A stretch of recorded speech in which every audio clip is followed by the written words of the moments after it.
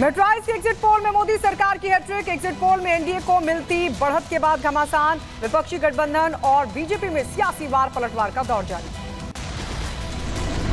रविशंकर प्रसाद का exit poll को लेकर के विपक्ष पर हमला। कहा, प्रधानमंत्री मोदी को देश की चिंता है। कांग्रेस दिन में सपने देख रही है, उन्हें जमीन पर काम करना चाहिए। लोग दिन में सपने देखते हैं, उस पर कोई पाबंदी नहीं है। कांग्रेस की हालत इसीलिए हुई है और आगे और होगी क्योंकि दिन में सपना देखना इन्होंने बंद नहीं किया। केंद्रीय मंत्री गिरिराज सिंह का एग्जिट पोल को लेकर विपक्ष पर हमला। कहा कि जनता के मिजाज को नहीं समझ पाया विपक्ष, लोकतंत्र और चुनाव को मजाक बना दिया। मोदी जी देश के लिए जीते हैं। विपक्ष टेक्नोलॉजी का सहारा ले रहा, जनता के मिजाज को समझने की कोशिश नहीं किया। केंद्रीय मंत्री गिरिराज सिंह ने बीजेपी नेता रामकृपाल यादव पर हुए हमले को लेकर के आरजेडी को घेरा। कहा, राजद में हार की हताशा बहुत ज्यादा है, इसलिए हो रहे हैं हमले। बिहार में हार की बौखलाहट आरजेडी में इतना ज्यादा है कि सारण में भी देखा गुंडागर्दी आरजेडी का। एग्जिट पोल में रुझानों को लेकर आरजेडी के नेता मनोज झा ने जताई नाराजगी और कहा कि 4 जून का इंतजार। साथ ही मनोज झा ने तेजस्वी यादव की तारीफ भी की। ये व्यक्ति जिसका नाम तेजस्वी यादव, इसने प्रधानमंत्री जी की हवा टाइट कर दी। प्रधानमंत्री जी रोजगार पे नहीं बोले, ये रोजगार पे बोलते रहे। आर्थिक सामाजिक न्याय पे नहीं बोले, ये उस पर बोलते रहे। राजस्थान बीजेपी प्रदेश अध्यक्ष सीपी जोशी ने भी एग्जिट पोल को लेकर दी प्रतिक्रिया। कहा, 4 जून का इंतजार, बीजेपी रचने जा रही है इतिहास। दक्षिण में भी बीजेपी को मिल रही बढ़त। देश की जनता ने मोदी जी की गारंटी पर विश्वास किया है। देश की जनता ने अब की बार 400 पार के नारे को अपना नारा बना लिया। एग्जिट पोल को लेकर राजस्थान के सीएम भजन लाल ने किया जीत का दावा और कहा कि जनता ने जताया पीएम मोदी पर भरोसा। इस बार हमें 400 प्लस मिलेगा। विपक्ष केवल झूठ और लूट की बात करता है।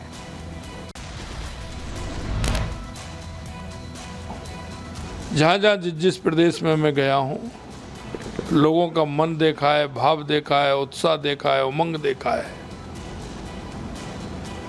और वो उमंग देश के यशस्वी प्रधानमंत्री नरेंद्र मोदी जी के काम की उमंग है।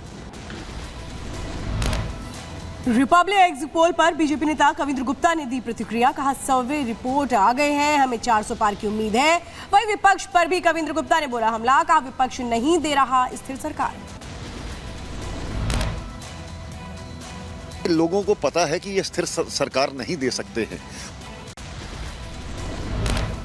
एग्जिट पोल पर रिपब्लिक भारत से बोले विश्वास सारंग। कहा, देश में मोदी की सुनामी है, 400 पार करेंगे और मध्य प्रदेश में 29 सीटें जीतेंगे। पूरे देश में मोदी की लहरी नहीं, सुनामी है।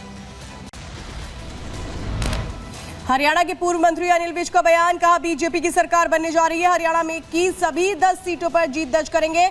मोदी जी तीसरी बार बनने जा रहे हैं प्रधानमंत्री। फिर असली आंकड़ा हम बताएंगे जिन्होंने चुनाव लड़ा है। इस बार हम 400 से पार जाएंगे। उधर कांग्रेस के नेता हरीश रावत का बीजेपी पर हमला। कहा, बीजेपी ने एक नैरेटिव बनाया है, सब योजना के तहत हो रहा है, ये लोकतंत्र का अपमान। एग्जिट पोल का संबंध मीडिया से। एग्जिट पोल करवाए गए हैं, हम बहुत सम्मान करते हैं इससे जुड़े हुए लोगों का, व्यक्तिगत सम्मान है उनका, मगर ये सब एक मकसद बनाया गया है। एग्जिट पोल को लेकर के आरएलडी नेता मलूक नागर का बयान। का हैट्रिक सिर्फ दिखाई नहीं दे रही बल्कि वाकई होगी। कांग्रेस को अपनी नीतियों के बारे में करना चाहिए आत्ममंथन। कांग्रेस के नेता विजय वडेट्टीवार का एग्जिट पोल को लेकर बयान। कहा, 4 जून को बनेगी गठबंधन की सरकार, 4 जून को सच्चाई आएगी सामने। एग्जिट पोल पर बोले कांग्रेस नेता सुरेंद्र राजपूत। कहा, जनता ने संविधान और लोकतंत्र के पक्ष में मतदान किया है। इंडी गठबंधन 295 से ज्यादा सीटों के साथ बनाएगी सरकार। तमिलनाडु के बीजेपी नेता तिमी सिलाई सौंदरराजन का एग्जिट पोल पर बयान। कहा कि एग्जिट पोल से पता चलता है प्रधानमंत्री मोदी तीसरी बार प्रधानमंत्री बनेंगे। तमिलनाडु में बीजेपी को मिलेगी अनुमान से ज्यादा सीटें। बीजेपी नेता विजय गोयल का सोशल मीडिया एक्स पर पोस्ट लिखा, सब सर्वों की यही पुकार, अब की बार 400 पार, तीसरी बार फिर प्रधानमंत्री मोदी बनेंगे प्रधानमंत्री। छत्तीसगढ़ के उप मुख्यमंत्री अरुण साव ने एग्जिट पोल पर बीजेपी को मिलती बढ़त पर दी अपनी प्रतिक्रिया और कहा कि आंकड़ा और बढ़ेगा। 4 जून को एनडीए 400 पार करने वाला है। बिहार के पटना में जेडीयू नेता नीरज कुमार ने एग्जिट पोल पर आए रुझान पर इंडी गठबंधन पर बोला हमला, कहा विपक्ष ने हार स्वीकार कर ली है, तीसरी बार भी बनेगी एनडीए की सरकार। बीजेपी नेता शायना एनसी ने किया जीत का दावा और कहा कि बीजेपी की जीत की ओर बढ़ रही है बीजेपी, वो भी पीएम मोदी के नेतृत्व में। विपक्ष पर भी शायना ने बोला हमला। कांग्रेस नेता भक्त चरण दास ने किया जीत का दावा, कहा कांग्रेस की कई सीटों पर अच्छी लड़ाई लड़ी, उन सीटों पर होगी जीत हासिल। जम्मू कश्मीर बीजेपी अध्यक्ष रविंद्र रैना ने एग्जिट पोल पर जताई खुशी और कहा कि कश्मीर से कन्याकुमारी तक रिकॉर्ड तोड़ मतदान हुआ है। 4 जून को फिर से तीसरी बार प्रधानमंत्री बनेंगे नरेंद्र मोदी। एग्जिट पोल पर उद्धव गुट के नेता आनंद दुबे का बयान, कहा इंडी गठबंधन 295 से ज्यादा सीटें जीत रहा है, नतीजे सबको चौंका देंगे।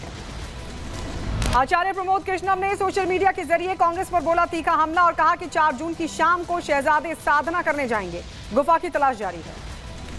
अरुणाचल प्रदेश विधानसभा चुनाव में जीत की और बीजेपी रुझानों में बीजेपी 24 सीटों पर जीत हासिल कर चुकी है, तो 2 सीटों पर नेशनल पीपल्स पार्टी आगे।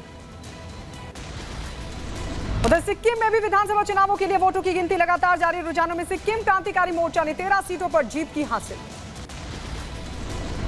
आज प्रधानमंत्री नरेंद्र मोदी अलग अलग मुद्दों पर 7 बैठकें करेंगे। सबसे पहले पूर्वोत्तर राज्यों में चक्रवात की स्थिति को लेकर के चर्चा करेंगे, तो वहीं देश में गर्मी और लू की स्थिति को लेकर भी समीक्षा बैठक।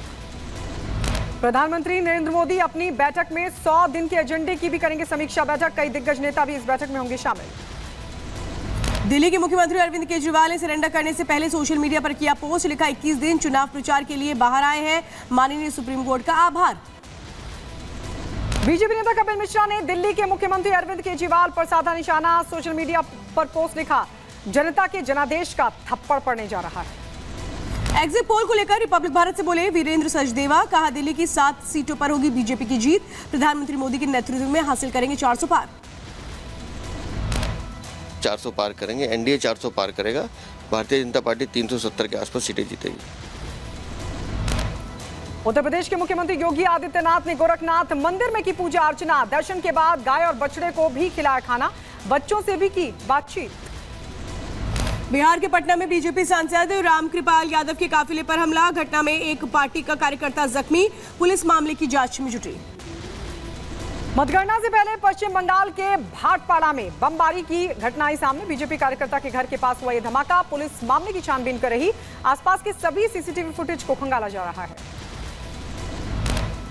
पश्चिम बंगाल की नादिया में हैरान करने वाली घटना आई सामने। बीजेपी कार्यकर्ता हफीजुल शेख की गोली मारकर हत्या करने के बाद किया सिर कलम।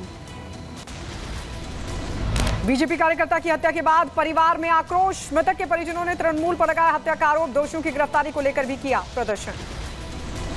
असम पुलिस को मिली 2 बड़ी सफलता, बराक घाटी में एक दुकान में छापेमारी कर 800 किलो गांजा किया गया बरामद, तो दूसरी ओर ऑपरेशन में पुलिस ने 9.5 करोड़ की हेरोइन जब्त की। दोनों मामलों में 7 आरोपी गिरफ्तार।